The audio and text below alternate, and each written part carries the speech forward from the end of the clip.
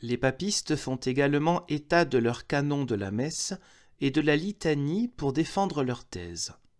Réponse: j'écrirai très bientôt, Dieu voulant, à propos du canon, et je montrerai quelle est sa vraie nature. De la litanie, je dis donc ceci. Que me chaud que vous ayez introduit et inventé la litanie.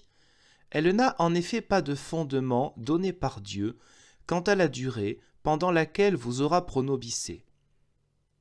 Et comme vous dites que Lupus aurait institué la litanie, je dis que cela ne correspond pas à la vérité.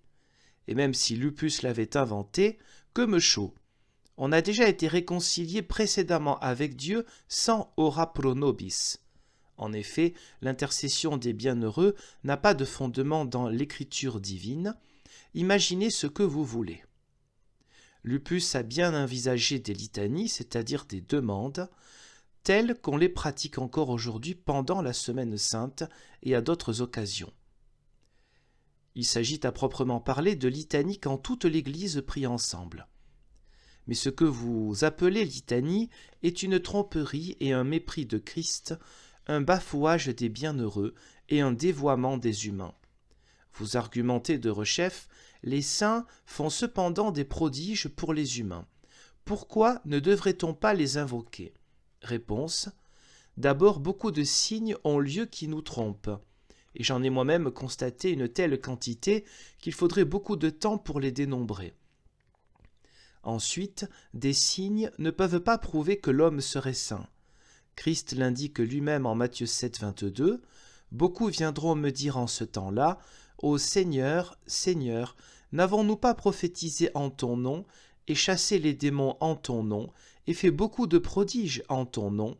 Et il leur répondra, « Je ne vous ai pas reconnu. Écartez-vous de moi, vous qui commettez la méchanceté. » Tu vois que ce n'est pas l'accomplissement de prodiges au nom de Dieu qui indique la sainteté, mais une vie chrétienne qui n'est rien d'autre qu'un accomplissement continu de l'œuvre de Dieu. Christ dit cependant en Matthieu 24, 24, « De faux Christ et de faux enseignants ou prophètes se lèveront. Ils feront des signes et des miracles si grands qu'ils égareront, si ça leur est possible, même les élus.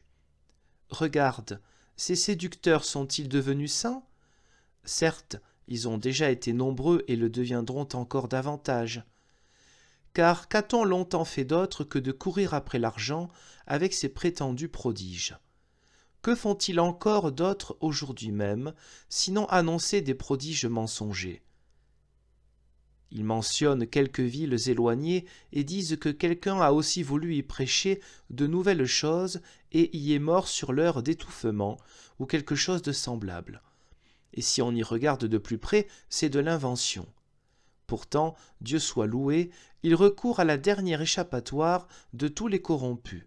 Cet échappatoire consiste à proférer de grossiers mensonges et à dire des choses énormes. On touche bientôt le fond, car il serre les fesses. C'est donc ce qui va arriver à leur doctrine sur les prodiges, comme Dieu me permet de l'espérer.